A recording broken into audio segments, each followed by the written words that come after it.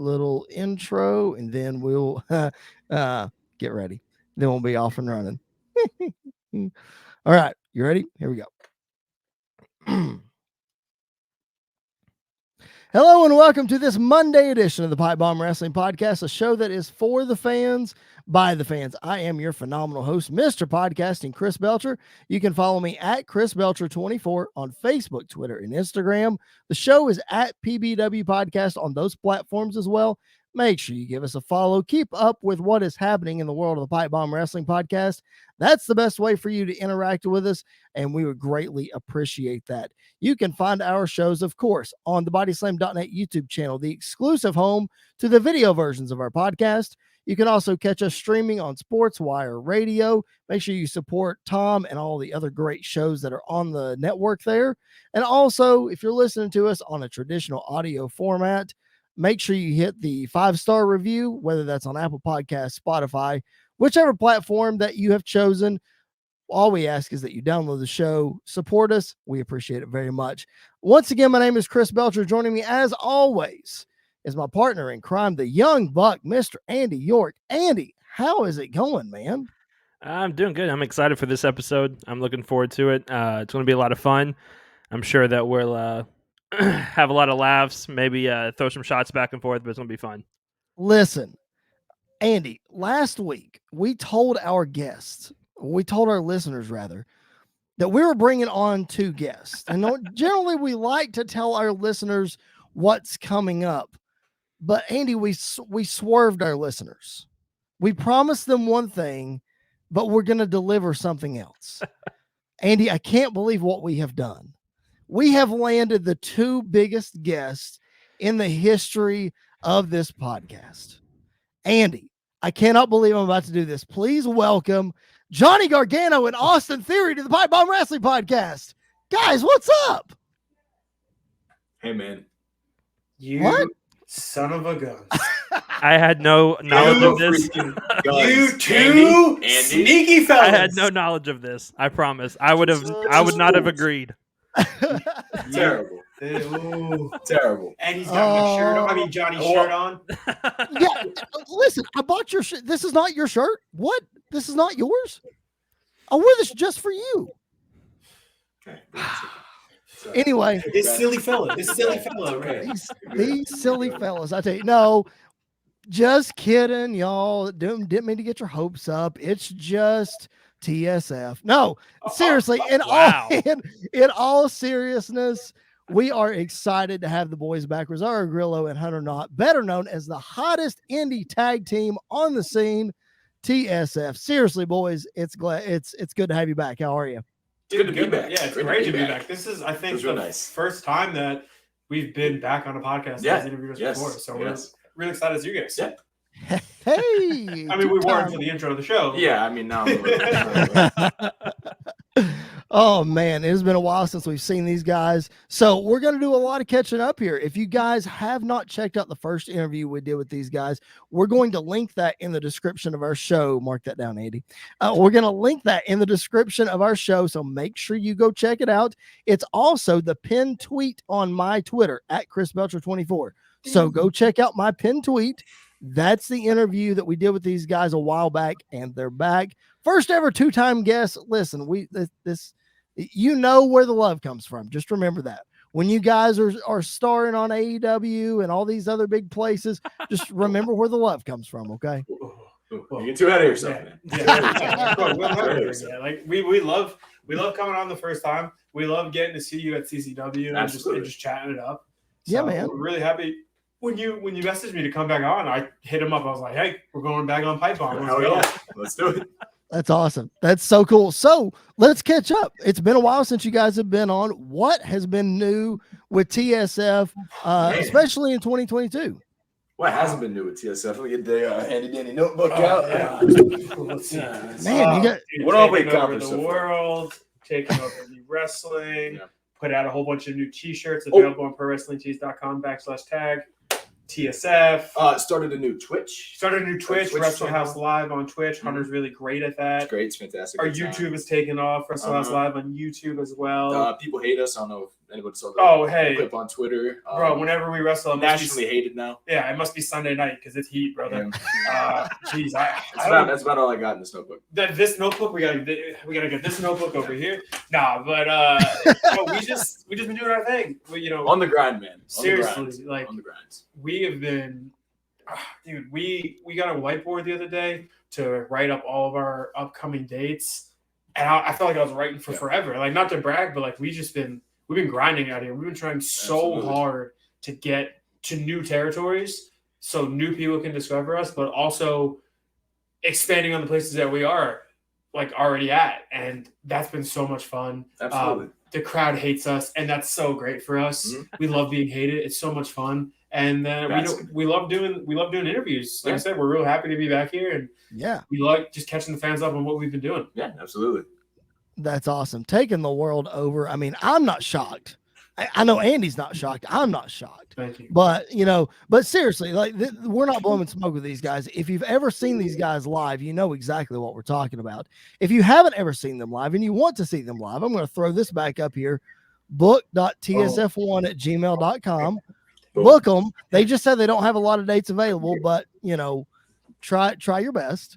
Yeah, the show we did this past weekend at Southern Fried, it was nothing crazy. It was Hunter in a singles match. I managed him. Big schmaz at the end. Hey, you would thought Kurt Angle was in the building with all the "you suck" chants. Hunter posted it on his Twitter today. It sounds like we were piping in audio. Yeah. We got to the back one. What the hell was that? Where did that come from? Nowhere. Called an RKO,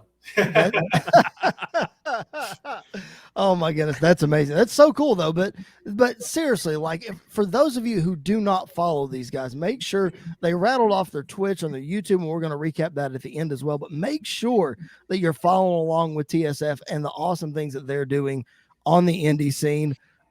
Grillo, how's the arm? Everything all healed up? It's all good. Yeah, it's all there it is. It's all good. Yeah, everything's been feeling great. There's some days where it's kind of stiff. It just depends on the weather, and I'm working back up to certain weights, which is nice. It's weird. Like one day I'll be lifting like 70s and I'll feel fine. The next day I'll lift the 30 and it's like, hey, this is the most pain I've ever been in.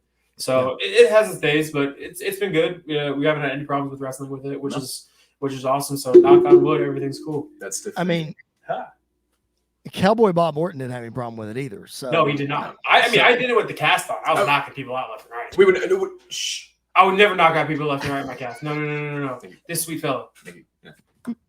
Listen, we're trying to pull back the curtain, but not too far. We don't want to give away all the secrets.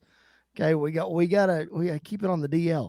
But no, seriously, last time I saw you guys was at the CCW Hardcore Heaven show, I think, and that was in. Was that in October? October, November? I think it was around there, yeah. Something like that. You guys wrestled a Country Road street fight with Country Air. What a fun match. Let me just tell you, I was on commentary that night, and I was chatting it up with these guys before the match, and I was like, okay, what do I need to look for? Anything I need to know? Yada, yada, yada. And you guys were like, watch the bag spot. That's going to be the best spot. And then everything just, you guys are... The way that you guys sold all of that, and I believe that match is on YouTube. Don't hold me to that. Not yet. We've been trying to get it because we want to show people it because it was so much fun. Yeah, listen, it was a blast. But you guys have done several matches in CCW so far. What's it been like working repeated dates in CCW, and just talk about your experiences there so far? CCW is fantastic.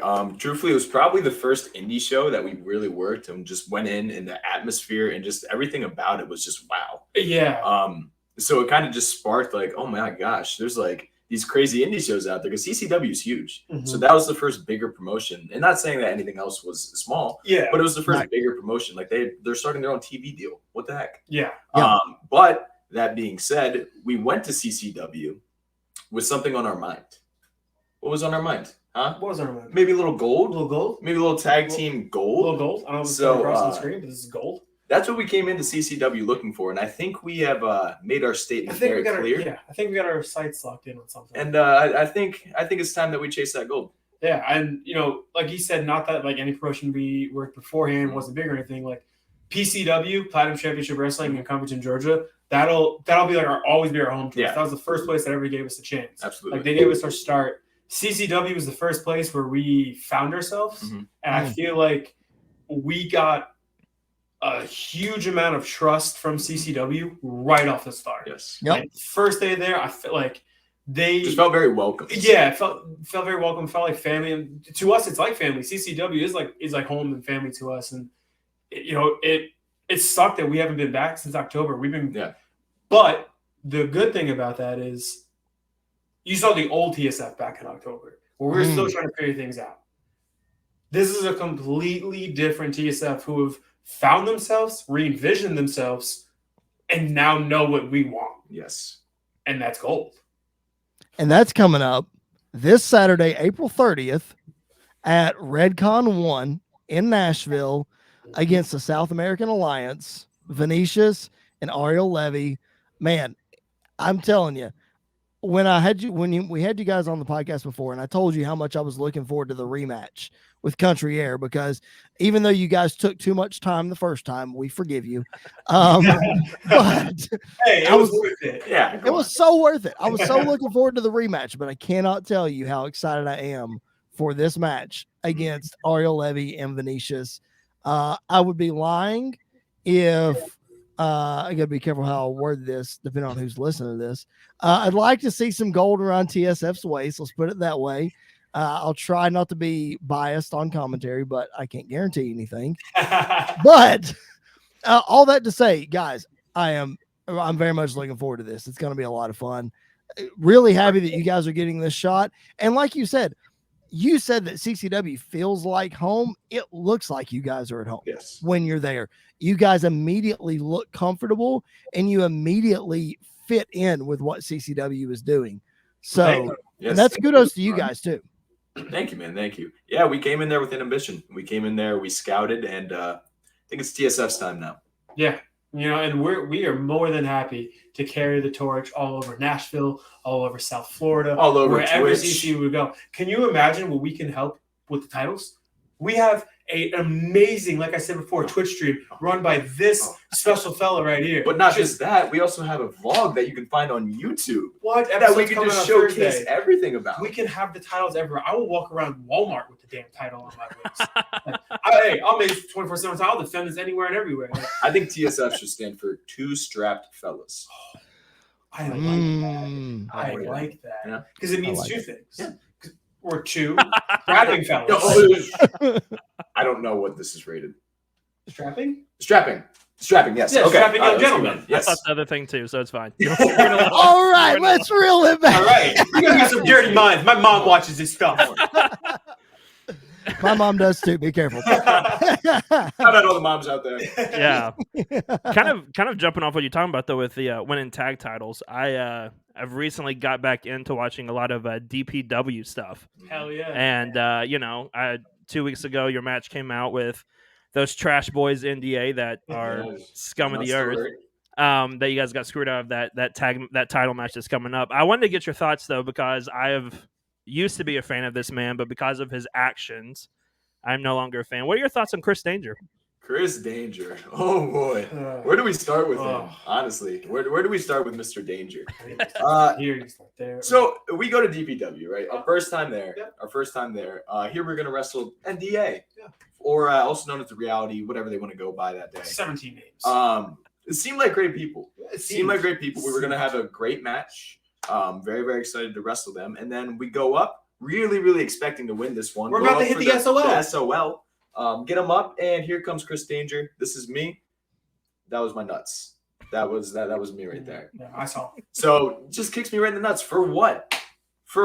I had a lot of respect for Chris Danger. He came in there during that whole day. Very respectful guy. Very nice guy. Crazy numbers on YouTube. Oh, Playing that new WWE. His Twitch, his YouTube. Yeah. You'll probably find it on his Twitter. Definitely don't check him out. Definitely don't go to the Chris Danker on Twitter so you can find out where the rest of his social media is. You don't want to do that. But so I think he fit into the wrestling world really, really greatly. I know he's a big video game guy, but truthfully, I think that just benefited him going into the wrestling world. His benefit are down. So I do say he has a good vocabulary on him. All of his words come out real nice. So he's a very persuasive guy, and I understand why the reality chose to go with him and form the NDA. But hopefully this whole thing between the NDA and TSF isn't over. Hopefully we can see them somewhere down the road in the future. And Chris Danger can get a little bit of comeuppance. Yeah, listen.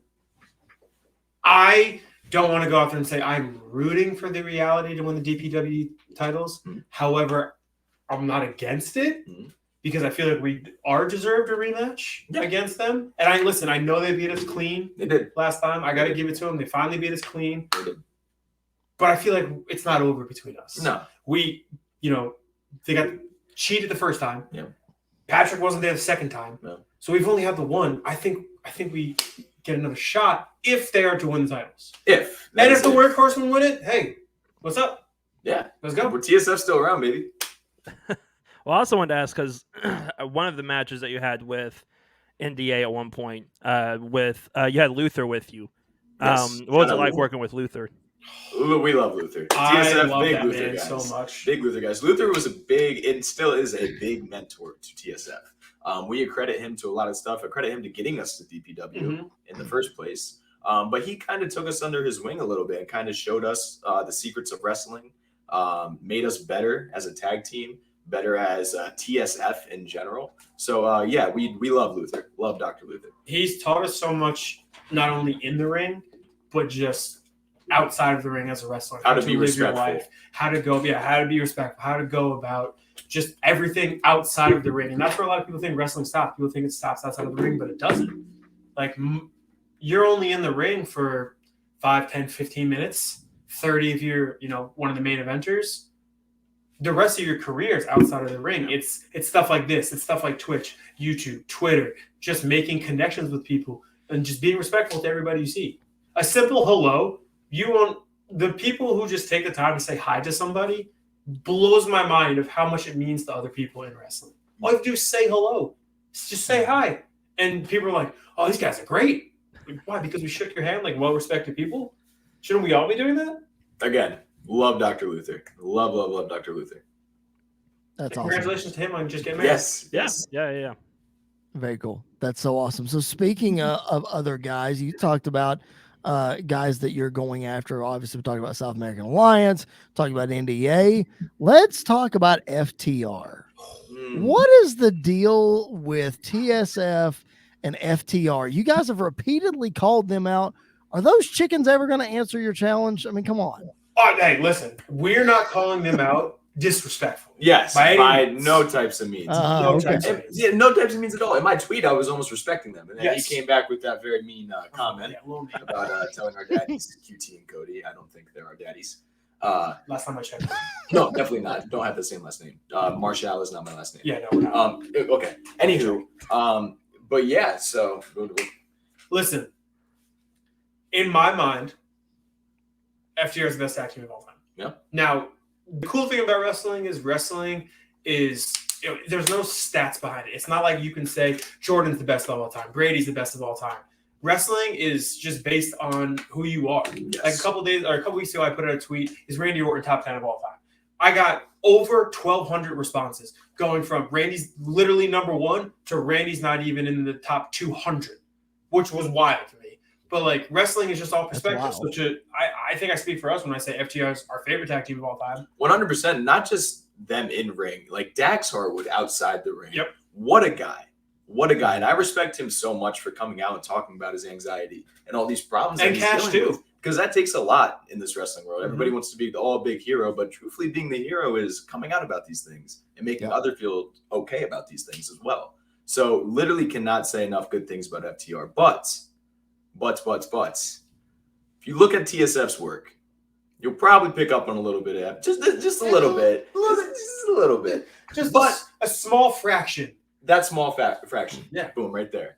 But that doesn't say that we try to make it unique to ourselves. TSF style, baby. So I think if somewhere down the road we were to wrestle a match with FTR, I think it could be a thing of beauty. Yes. And again, like I said, we're new to wrestling. We have done a lot already. So I'm okay having to wait for this because it's not like we're at the tail end. We're just starting. Absolutely. And they're at their highest point. They just had 2 of the greatest tag matches of all time. So when they're ready and we're ready, it'll happen. Mm-hmm. I could say with confidence that we'll cross paths at some point. Somewhere down the road. Well, you guys are certainly not alone on this podcast, at least in talking highly about FTR, because for those of you who are listeners to our podcast on a regular basis, we put over FTR just as much as anybody in the wrestling business. I think, Andy, didn't you say the other day that you said that they're number one in the game right now? I think they're the best tag team in the world, and it's not even close. Like, it's every Whoa. Just kidding.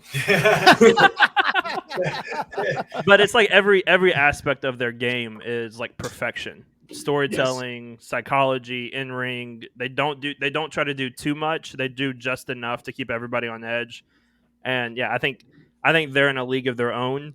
I think, the Usos and the Bucks are right there with them, just below them, but I think FTR is unbelievable. Yeah, I just watched American Alpha FTR from NXT The End when American Alpha came in as champs. I was watching it today. Hey, this match happened years ago. I was popping and cheering for it like it was happening live. Like I'm in the gym, like biting on falsies. Like what? Like, I'm on the treadmill, like trying not to fall off while Dax is just kicking out of their finisher. I'm like, this match is amazing. This match happened 6 years ago, and I'm on the edge of my seat. Yeah. I think a lot of that has to do, credit FTR with, everybody talks about how tag team wrestling is probably as good, if not the best that it's ever been, because of teams like the Bucks and the Usos and the whoever, you name it, guys that are doing all these crazy, insane moves, Lucha Brothers, all those kind of things. But FTR, they're such an 80s, early 90s tag team, and they show you that fits in 2022. Like, they don't have to do all these crazy things. They can take stuff that Demolition and the Hart Foundation and the Steiner brothers did back in the 80s and 90s and apply it to today. And guess what? It's just as good as everything else because it keeps you on the edge of your seat, just like everything else. It wasn't broke back then. Why try to fix it? Exactly. Why exactly. I mean, that's one of the reasons that I love FTR as much as I do, is because they remind me so much, and this is no BS, of growing up watching wrestling. Like a tag match that I would watch growing up. Hey, all I got to do is turn FTR on. I'm like, man, it's so good. So yeah, you guys are not wrong. Just so you know, in my professional opinion, you're not wrong. And I just feel like that's lost on a lot of people. And like, not to say there's anything wrong with like how every tag team wrestles. Like some tag teams love doing all flippy stuff, and like some tag teams love doing all technical stuff and all this and that. Like that's great. Like no one's saying that doesn't work. To us, it's just not how like we can do all that stuff. Like Hunter can do all that stuff. I can't. Hunter can do all the springboards and all that cool stuff. Like so, like we can break those out. It's just. Listen, nowadays you're on the show, you're on fourth. Hey, 3 matches before that are all doing the same stuff. Yep. Why not do something different? Why not just grab a headlock? Why not work the arm? Like the coolest, I think I said this to Hunter, like it didn't hit when this person said it to us. And then like the night we got home, I was like, hey, how cool is this? We were talking backstage with someone at Southern Fry, and they're like, I really dig you guys. You guys remind me so much of Tully Blanchard back in the day. And I was like, hey, that was the nicest thing anyone's ever said to us. Like, what? Are you kidding me? He's one of the greatest people of all time. Like, thank you. Yeah. Thank you. Yeah. I mean, that's what people don't realize, and it's great that you guys do. That's why I hold you guys on the pedestal that I do, is because you guys realize not like there's a lot of people out there that wouldn't have taken that as much of a compliment as you guys did. There's a lot of people out there who would want to be compared to Matt and Jeff Hardy, or would have, and don't take still great people, still fantastic. Don't take anything away from Matt and Jeff, but if somebody would have walked up to that team and said, "Oh, Tully Blanchard, Arn Anderson, yada," and they're like, but I was going for the Hardys and the Dudleys and all that kind of stuff. So that's why I love you guys so much. You guys are great. Another thing that I want to catch up with you guys on that we had talked about, and we want to make sure that we get to. Let's talk about some action figures. Let's talk about toys. Move out of the way. You mean this action figure? You mean the custom 1 of 1? That is Is that what you're talking about? I need that in my life. I'm just saying. I need that. That is amazing. It's identical. Okay. In all seriousness, I need the story behind that. Go ahead. So I need the story behind it. When the theory figure got announced, I was like, hey, we have to get that. Like, you have to get that. I think that should be funny as hell. And then I saw it in the store and I grabbed it and I was going to give it to Hunter on stream.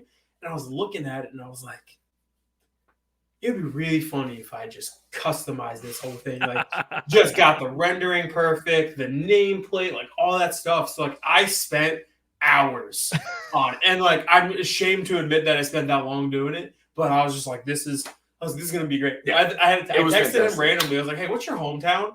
And I was so confused. He was like, okay. And then I gave that to him on stream and I was literally in disbelief. I was like, oh my gosh, I cannot believe you took the time to do this first off. But it looked so clean. I was like, holy cow. Like, this is wild. People hit me up and thought I had outsourced that. Like, thought I bought the box and got the custom figure made. At first glance, that's what it looks like, for sure. That's awesome. So Hunter, when are you returning the favor, and when are we getting a Johnny Gargano figure? That's all customized. Hey, I think that does need that needs to happen. It does need to happen. Happen in the future for sure. I will pitch in with whatever you need. I'm just saying. Hey, we're getting it done. Hey, Bud Light's hometown. But no, so let's talk about action figures. Besides the awesome Hunter Knott action figure, what was the last action figure toy that you guys bought? What do we got going on in the collection right now? I think the last one I got was Red Pants LJN Cody, the Walmart exclusive. I finally found that after years of speculation that it was even real. They finally hit the stores. So I just got that one. Darby Unmatched one, Rival Chase, the one of 5,000 one. I got that one. I got two Shop AEW exclusive Jerichos. Oh, so you're gonna sell one over here, aren't you? One signed, so that one I'm definitely keeping. Okay. And then I think that might be it. I went to a toy fair on my birthday a couple weeks ago, and I got some classic Mighty Morphin and old Power Ranger stuff. And I randomly bought this because I saw it and I love him. It was I think it was like a 99 or 2000. It must have been a 2000 because he was already in, or later because he was already in WWE. It was a WWF Titantron Taz figure. Oh, wow. $10. Wow. Oh, wow. Steal. I was like, I had to buy it. I love Taz. Man, that is really cool. Yeah, because I feel like he came along maybe right at the end of that line. Yeah, he must have. Right before, I guess because the Titantron figures were kind of the transition between what we eventually got with the Jakks Classics and the Bone Crunchers. So yeah, he was right at the end of that. Didn't he? Was it Royal Rumble 99? Is that when he debuted? Yeah, I think so. Maybe a little later. Was it a little after? Because WCW or ECW had kind of like he got away from that. I think it was like 2000. I don't remember. I would ask Andy. Andy, do you know when Taz debuted? I have no idea. I was barely alive. Certainly we're not. Do you know Randy Orton's been in WWE longer than you've been alive? That is amazing. 22 years. Yep, he's been in the WWE longer than you and Tripp have been alive. He debuted on WWE TV in 2002. I just watched it. That's crazy. And he was in OVW obviously before that. Let's go off on a tangent real quick. Let's talk about Randy Orton. Andy and I talk very highly of Randy Orton on this show because look at the man. He's a 14-time world champion that's tied for third all time. I'm sorry. Tied for third all time. He's been in every conceivable match, feud that you can think of. He is the only wrestler in history to walk into WrestleMania holding every major championship. Every single one, he's walked into WrestleMania doing it.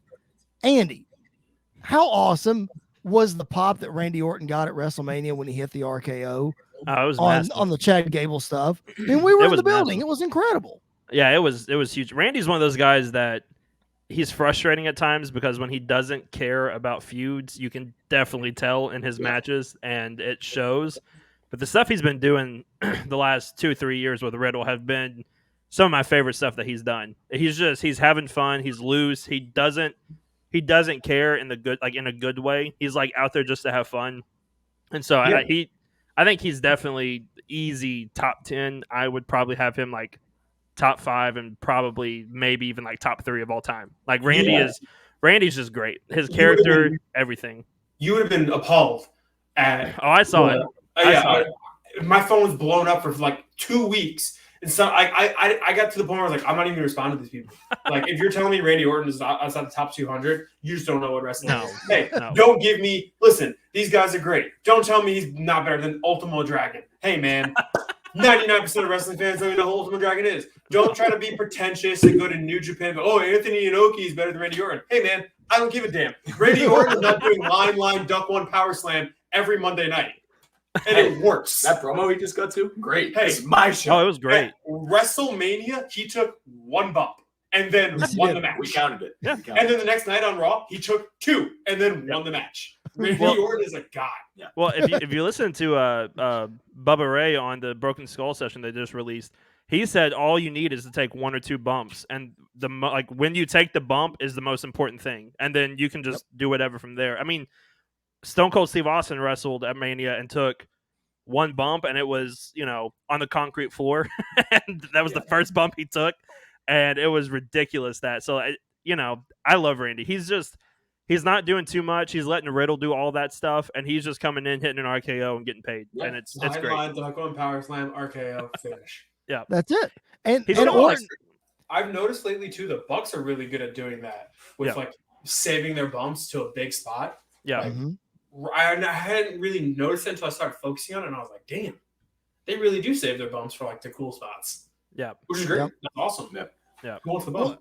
And Randy has been vocal here lately, especially. I listened to his interview with Ryan Satin and with Pat McAfee during WrestleMania weekend, and he said on those interviews he wants to wrestle for another 10 years. Well, if you're only taking 1 to 2 bumps a night, you can wrestle for another 10 years. Absolutely, you can. Hell yeah. That's so. I mean, he's kind of like FTR, and he wrestles an old school style of, they call it methodical, and sometimes methodical can be boring to be very honest. But in the right setting, in the right time, it's some of the best stuff. And he's definitely got that old school mentality of less is more, and that's what he does for sure. And we haven't even talked about Randy Orton's heel work. I mean, he's one of the best heels of all time. Like, if you can't buy that guy as a heel, just turn off wrestling and never watch again. Watch that series, the heel series. Watch his episode. Yeah. Crazy. Yeah. The way he gets ready for the match, I've been trying it recently just for the hell of it, and I almost pass out every time. I'm like, how does he do this? Yeah. It's insane. Randy Orton is ridiculous. He's the best. All right. If you guys are just now joining us, welcome to the PipeBomb Wrestling Podcast. I don't know how in the world that you're just now stumbling upon us. We've been around for, 3 seasons and almost 60 episodes this season alone. My goodness. That's like 200 episodes that you guys have missed out on.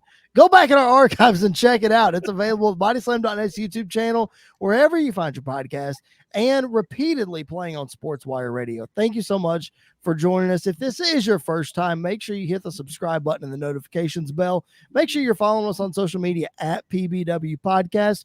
My name is Chris Belcher. I am joined, as always, by my co-host, Mr. Andy York, and our special guest tonight, Rosario Grillo and Hunter Knott, better known as TSF. The boys, our favorite tag team. I know we just talked about how FTR is the best, but these guys are our favorite tag team. And if you guys haven't checked out our first interview with these guys, it's available in the description of the show. Make sure you go check it out.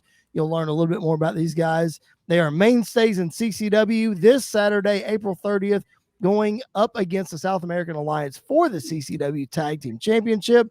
Hopefully, these 2 strapped fellows can live up to their name and get that gold around their waist. But having said all that, these guys mentioned earlier, they're still relatively new to wrestling. You guys passed the 1 year mark recently? Is that right? We passed the 1 year indie date mark on March 26th, and 1 year training was last September. Yeah. So 1 year, just over 1 year of being booked out, and these guys are already the hottest thing in the indie scene. So if you don't know who they are, just put TSF in the YouTube search there. Go watch their stuff. It's fantastic. Better yet, come to Nashville. Watch them live. They're going to be there this Saturday, April 30th.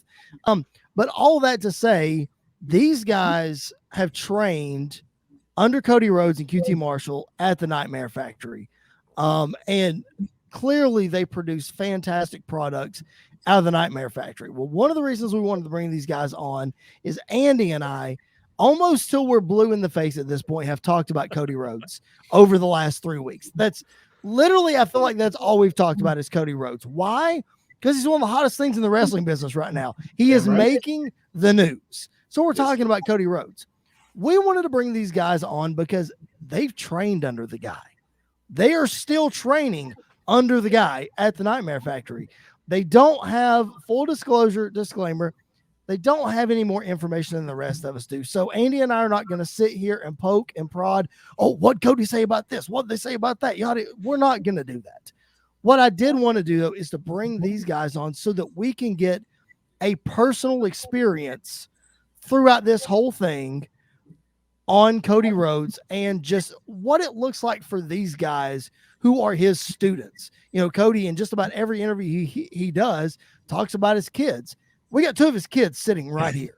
So we want to ask them their thoughts on the whole Cody Rhodes situation. So, like, we all understand, Scott Hall has educated us all and letting us know that this is the wrestling business, not the wrestling friendship.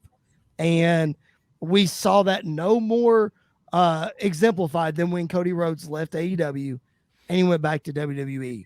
So the first thing that I'm going to ask is both of you guys, whichever one of y'all want to take it first, your immediate thoughts when you found out, however you did, that Cody was a free agent, that he was leaving AEW for sure, that it was happening.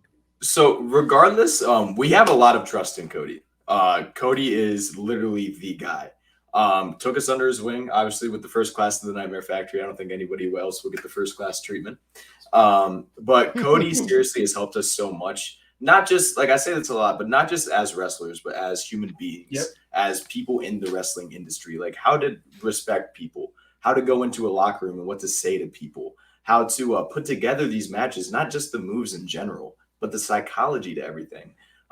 So whenever we first heard that Cody was a free agent, that his contract expired, we had all the trust in him. We always know that he will do what's best for him and what's best for his family. And we will always support that too. 2 supportive fellas, two supportive fellas. So whatever he ends up doing, obviously we know what he's doing now. Yes. We are very, very supportive in whatever he does because Cody's great. Cody is fantastic. And I think him going back to WWE kind of showed that again. Mm-hmm. Like the amount of people that love him there already is crazy. Crazy. It's because Cody is the guy. Yeah. We all found out at the same time that the whole world did. When Tony had put out that post and started breaking on social media. And like you said, we didn't know anything. We found out while everyone else was finding out through Sean Ross and Ryan Satin and all that stuff. So literally everything from the moment he left to the moment he showed up in WWE, we were with the fans. We were like, what's gonna happen? There's so much stuff out there that said it was Cody, but you know how wrestling works. You can say it till you're blue in the face, but I'm not going to believe you until he shows up. Yep. And we were all, it was us two, Kat Spencer, Trip Jordy. We were sitting upstairs watching Mania. And when that happened, we were just like, is it going to be Cody? And once we heard the dun, dun, we were like, oh shit.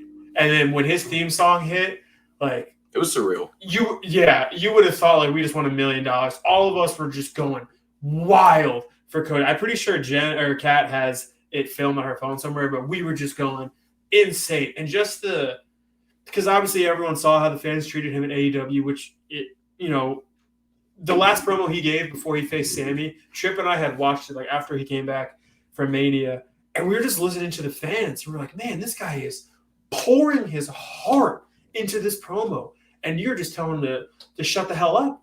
Listen to him. This man's cutting a grade A promo. Yeah. It's fantastic. And then just for him to show up at Mania, 70,000 fans. Cody Maniacs just going wild in the Silver Dome, brother. They were. I was so happy for him. Like, it's weird to feel like proud because like he's our coach, we're a student, but I was trying to make him proud. Yeah, like I was so proud of them going to be like everything he's ever done, everything he's ever said, he did. Yeah, and he's doing like.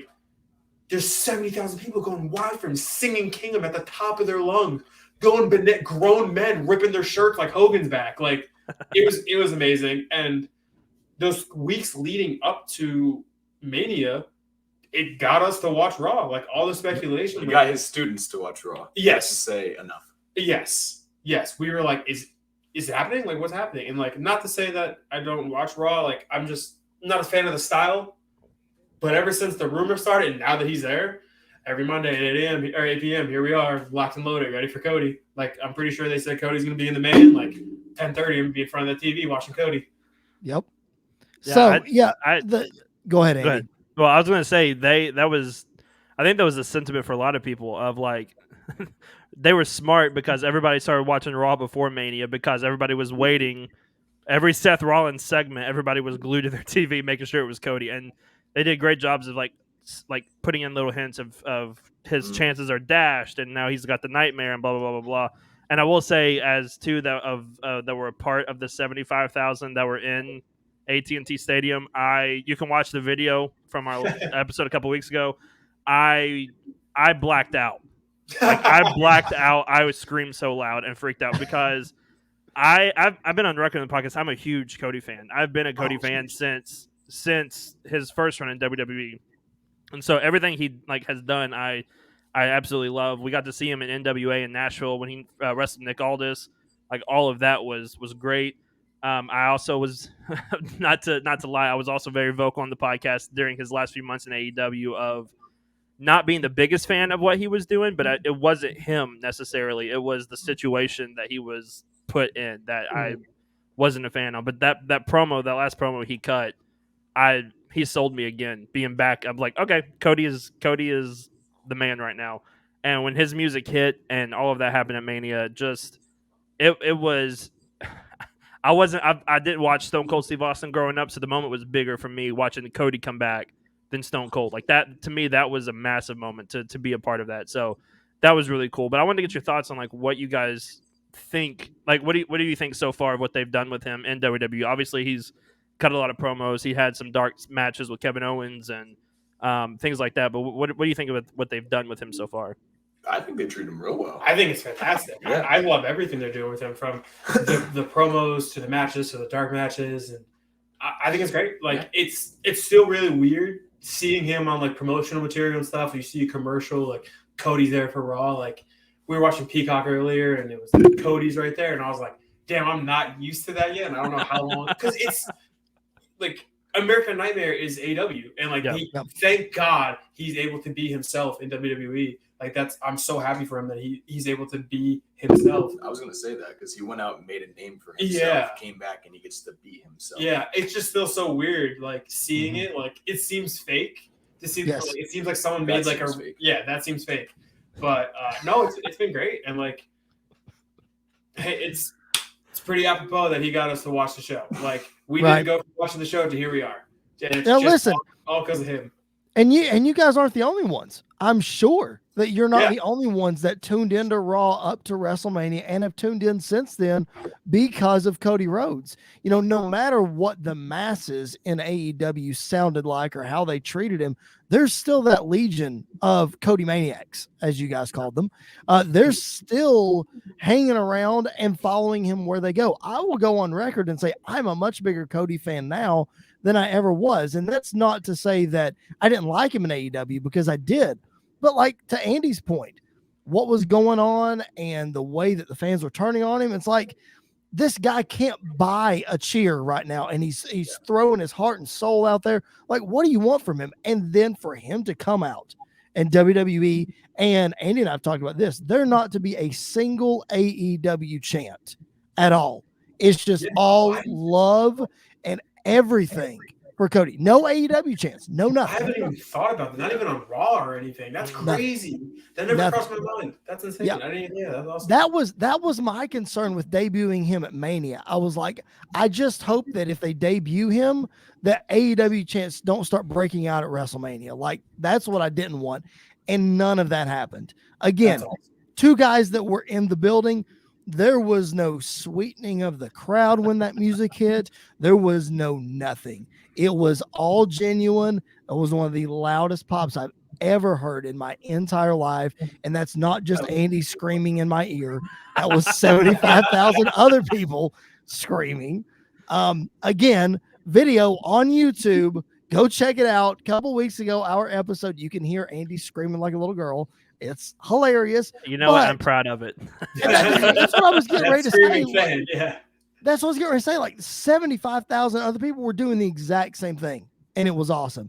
Grilla, you mentioned it. Like it doesn't feel real. It really doesn't, but it is. This is the new reality that Cody Rhodes is on his way to being the face, at least of Monday Night Raw. You know, it's just it's wild, and I'm sure it's wild for you guys too.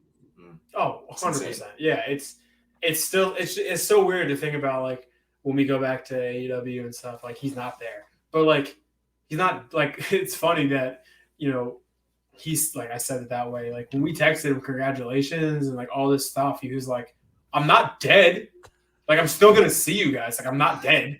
And, like, I feel like I've actually talked to him more since he left, which is funny. But, like, yeah, no, it's, I'm just I can't stress enough how happy I am. Yes.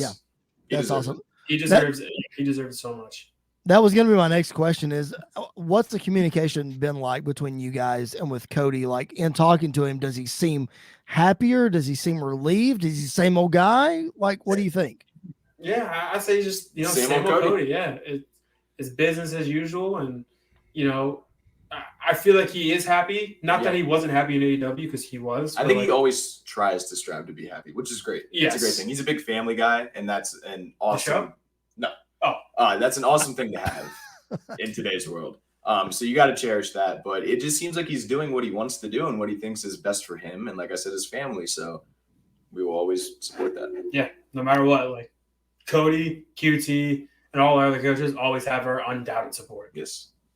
Yeah, that's awesome. And from everything that I don't know Cody personally, but from everything that I've heard, everything you guys have said is exactly the way I would picture Cody and the kind of human being that he is, and the kind of attitude that he has, and the way that he treats people and that kind of thing. So that makes me feel good, at least, that nothing has changed, and that Cody is still the same guy. Go ahead. I was saying he's just the best. Yeah. Well, what's the mood? Has the mood been different, changed at all around the factory? Is everything still the same, or business as usual? Yeah, he still comes normally. Like, everything's still running as normal. I think this is a thing that he had talked about too in one of his interviews. I think it was like in his post-Mania conference. Someone had asked about the factory, and he was like, "It was never an AEW school." He's like, "Nothing's going to change other than WWE. It's just a training school. Like, you know, Seth has Black and Brave. It's not a WWE school. Is just a school, a wrestling school ran by someone in WWE." And I mean, if anything, it makes the place even more of an attraction. I would say that like he's in WWE, and you have people in AEW, and then you have coaches who are also huge on the indies. Like, you get everything covered from the Nightmare Factory. And if you're interested in becoming a part of the Nightmare Factory, there's still 6 spots left for the upcoming camp on June 6th. Or 4 spots. Sorry, we got filled the race. 4 spots left for the Nightmare Factory camp on June 6th. Head over to nightmarefactoryga.com and sign up now. No better place to get your start. That's what I've heard. I've heard like only great things about the Nightmare Factory, which we had the opportunity to go to the Seth and Becky panel after so the panel was the Sunday after Mania. So it was after his match with Cody, and he kind of buried the Nightmare Factory wrestling school a little bit in character, talking about his. One of your students lives with us now, brother. Yeah. But you know, because I wanted to get your take on, because like obviously because he was very vocal about like behind the scenes of like what his biggest fear was, that people wouldn't know who he is coming back to WWE, coming back to WrestleMania, things like that, which I'm not in the business. It blows my mind that guys like him think that nobody knows who he is. But like, what's your guys' take? Because I know, like, obviously you're doing independent things and things like that, but that crowd reaction and how people feed off it, because you could tell that he definitely fed off of, you know, the 70,000+ that were cheering his name and things like that. What is that like that energy that you get from that? It's unlike anything I've ever felt in my life. Yeah. So we had a show this past weekend, and I don't know why. That was the first time I've really felt like in tune with the crowd this weekend. You know what I mean? So it's funny you say that, because before we went out, remember I kept saying I was so nervous? Yeah. I had this terrible thought, like, what if we just go out and no one remembered us and no one makes any noise? Like, what's that going to be like? And I think that's just like, as soon as I said that, I was like, oh my God, what if that happens at this show or this show? And I think that's always my biggest fear going to a new place is, okay, if they don't know who we are, we have 3 seconds to get this crowd to like us or hate us. Yep. In 3 seconds. Like, you don't have any much longer than that. They're going to, if they don't care about you within like first seeing you, they're not going to care about the match. They're not going to care about what you do. So I think that's just to feed off the crowd. It can make or break anything. Like, if they're dead and you are just working to get them behind you, there's nothing more defeating than them not coming on. And granted, there's circumstances that go into that, placement on the card, how long the crowd's been there. But just when that crowd, like when we got that "You suck" chant, and the whole 255 people are chanting "You suck" at us, and we didn't even do anything. Yeah, nothing. We were walking out. I threw one super kick. He had like a 4-minute match. They hated us. And we got to the back, and I was like, what the hell was that? That was the coolest thing I've ever experienced in my life. That's amazing. Yeah. I think everybody says that a reaction is better than nothing. Like, if you're being booed, it's great, because if there's no sound at all, that's like the worst thing in wrestling, which I don't understand how they're able to do what they did during the pandemic era and like wrestling in front of no fans and things like that. But that to me would be like, I just got kind of anxiety from you guys talking about going out there and not knowing if anybody's going to like make a noise or anything, because that has to get in your head mid-match of like, nobody's doing anything. Everybody just kind of sitting there staring at us. You know, what do we do from here? So that's really interesting to hear that. And we've had that before, and like it sucks. But then like, thankfully that him and I have so much chemistry and so much like sharing one brain while we're in there, where we don't need to talk, where the other one can realize what we're thinking and like try to get that crowd to hate us again. Like, it's some people are just so easy to get it back like that, which is great. Yeah. And that's why we bring the greatest tag team in the world, TSF, onto our podcast, so that they can share things like that. As we get ready to wrap up here, we put a bow on this episode. Again, this coming Saturday, April the 30th, Nashville, Tennessee, Redcon 1, TSF going up against the South American Alliance for the CCW Tag Team Championship. Knock on wood, I believe I'll be on commentary for that. And hopefully my being on commentary will bring the gold home for TSF. And I've already texted these guys. If y'all need a run in and y'all need something, you just let me know. I'll be in the crowd too, so just let him know, and we'll come from both ends. My wife will be there too. She'll jump. She wants to get in there. Perfect. So if you hear us yell "pipe bomb" in the middle of it, it's on. Yes, that's it. It is on. It is on. That is great, guys. Plug your social medias, plug your YouTube channel and your Twitch and all that. Again, make sure everybody knows where they can find you. So easy enough. Our Twitters and Instagrams have the same exact handle. Mine is @HNot12, as you can see right there. You can find us on Twitch and on YouTube. I think on YouTube you can just type in Wrestle House. You'll be able to see our channel there. And on Twitch, it is twitch.tv/WrestleHouseLive. Usually always live Tuesday, Thursday, and Sundays. I believe he's going to be streaming some Legos for us too, right? Lego Star Wars. So be on the lookout for that as well. Maybe it already happened by the time this comes out. But yeah, so you. Yeah, as you saw on the screen, it's jgrillo23 on Twitter and Instagram. Also TikTok. I gotta start doing that again. I got really popular on TikTok and then just like stopped. I think the fame just went to my head. But as you said, Twitter or Twitch and Wrestle House Live on YouTube. We put out episodes more than likely every Thursday. Sometimes I'm very forgetful and I don't edit the vlog in time and I just completely forget. Or sometimes we're traveling and again I forget. Things happen. But more than likely, more often than not, 95% of the time, new episodes come out every Thursday. It's just behind the scenes of just our lives, just what we do TSF, when we're not wrestling. House. Yeah, just what we're doing when we're not wrestling, what we do when we are wrestling, figure hunts, all that fun stuff. Trying some food. Oh yeah. Oh my God, we're big in taste testing Oreos. Oh, what's the craziest thing you've done with an Oreo? Like, did you? Have any of you ever seen what was the show? Blue Mountain State. Okay. Yeah. Okay, you get it. No, I think one of the crazier flavors we just had was mocha caramel latte. Yeah. Everybody hated it, but I loved it. I ate the whole I'm not a big coffee guy. I'm not either. I'm not either. I think I would have probably hated it. What's your favorite Oreo? Just straight up double stuffed Oreo. Double stuffed, Andy? Peanut butter. Okay, so listen to this wild take. Dean, I got two wild takes here. Dean only likes the mega stuffed or the most stuffed Oreos. Oh, wow. Wild. And then on the complete opposite end, 10 in the Dark Order, Big Vance, only likes Oreo thins. He said those are the best ones. I was like, okay, cool, man, we get it. You're jacked. Double stuff or get out. That's amazing. I love double stuff. Double stuff is where it's at. I like the vanilla Oreos. Those are pretty good too. I'm a fan of those, but double stuffed, if you're asking me to pick, that's what I'm picking. Yeah. All right. We got to get ready to let you guys go because Austin Theory has a U.S. title match coming up that, we gotta get him ready for it. That was one of my questions was going to be, what was it like wrestling Pat? But I didn't ask that. What was it like taking a stunner from Austin? What was that? That was a great sell, by the way. All those 70,000. You did a great job on a sell. Thank you. I was really trying. Yeah, it was nerve-wracking. Bench was right there in the ring.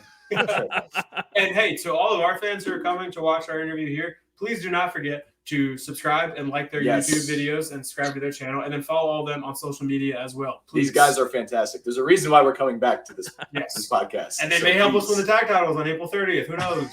Hey, and there could be video evidence of that. So that'll fly around social media and everything. But yeah, absolutely. Follow these guys. Follow us at PBW Podcast on Facebook, Twitter, and Instagram. And support their pro wrestling tees as well. ProWrestlingTees.com/PBW Podcast. Pro Wrestling Tees /tag TSF. Is that they look at that.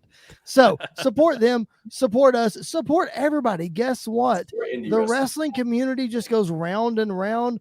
You support us, we support you, and the love just continues. It's the circle of life. Good vibes.